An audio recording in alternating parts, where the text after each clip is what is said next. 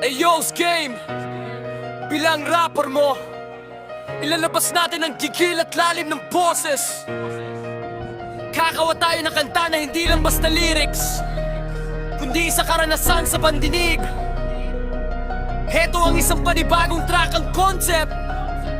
Ang timon, isipin mo ang beat ay may heavy jello strings na hilaluan ng modern trap drums. Yung mabilis na hi-hats, pero pabagal ang sipa ng kick. Viper, ang timon! Si timon, heavy respeto lang forepan. Di kailangan ng ingay, hindi kailangan ng forma. Ang respeto sa kanya, hindi hinihingi, kundi kusang binibigay. Dahil sa gitna ng unos, siya ang tanging tulay. Hindi siya boss na nasa aircon at nag-uutos lang. Siya ang unang sasabak pag ang barko ay may kulang. Mapagmahal na ama, pero wag mong tarantaduhin. Dahil ang dagat na kalmado, marunong ding pumatay ng bituin. Hawak ang timon sa gitna ng dilim, boses ni Daddy Boss. May bigat na lirim, huwag mong hamunin ang anino sa ilalim ng tubig. Pagkasang isang iklap, mawalan ka ng pintes. Respeto ang batas sa kabatan ng sukle. Sa aming kapitan, saludo kami hanggang huli. Respeto ang batas sa kabatan ng sukle. Sa aming kapitan, saludo kami hanggang huli.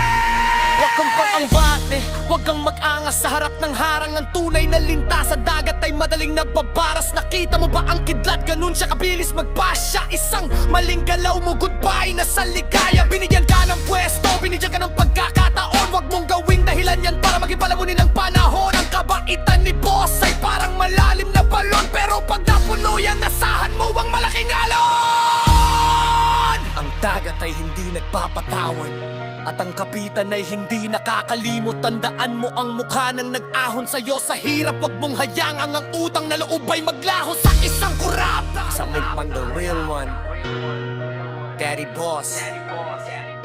The shadow under the waves, the hand on the helm. Keep your eyes open. Simulan mo ng mahinahon, parang nagkukwento lang sa kanto. Pero habang papalapit sa paras, na baas ng pataas ang intensity. Para pansi ang bawat salita, isipin mo na bawat salita ay isang suntok sa hangin. Dito mo ipakita ang tigligyan ng di kahit mabigat ang beat. Dapat on point ang dila mo sa pagbigkas ng mga mabilis na salita. Gusto mo bang gawan natin to ng music video storyboard? O baka gusto mong gawan ko ng rap battle force kung saan dinedefend mo ang dangal ni Daddy Boss? Yo, ito nagawa natin ng solid na Tagalog rap. Flow para kay Daddy Boss. Isipin mo na lang yung beat ay mabagal pero mabigat ang bass. Parang tunog ng makina ng barko sa gitna ng dagat. Title, ang anino sa ilalim ng alon. Yo, makinig kayo sa kwento ng dagat. Hindi lahat ng boss, puro utos, puro seryat. May isang kapitan ng turing sa'yo ay tropa, pero huwag mong subukan, baka mukha mo ay lulutang sa kapa. Si Daddy Boss sa barako, siya ang tunay na haligi. Respeto ang puhunan, sa kanya walang malulugi. Hindi mata pobre, hindi ka titingnan ng mababa. Kahit butas ang bulsa, tutulungan ka, wag lang mawala. Mapagmahal na leader, puso ay bukas na bukas. Lahat ng problema mo siya ang gagawa ng lunas. Pero babala sa mga abusado at mahilig sa laro. Ang kabaitan niya hindi lisensya para maging gago. Si Daddy Boss, ang kapitan ng aming sasakyan. Mamo ang mukha pero wag mong tatalikuran. Wag mong gisingin ang anino sa kanyang pagkatao. Baka pagsisihan ko pag lumabas ng demonyo. Respeto sa respeto, yan ang batas sa deck. Kung ayaw mong mabaho, ayusin mo ang iyong trend.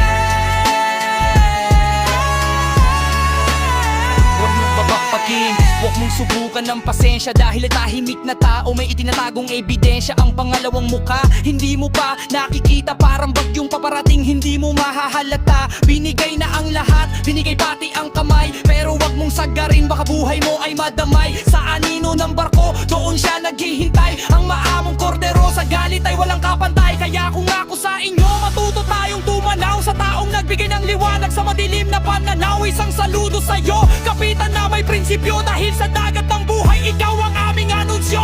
Si Daddy Boss, ang kapitan ng aming sasakyan. Mamo ang mukha pero wag mong tatalikuran. Mong gisingin ang anino sa kanyang pagkatao. Baka pagsisihan mo pag lumabas ng demonyo. Respeto sa respeto, yan ang batas sa deck. Kung ayaw mong mabaho, ayusin mo ang iyong drive.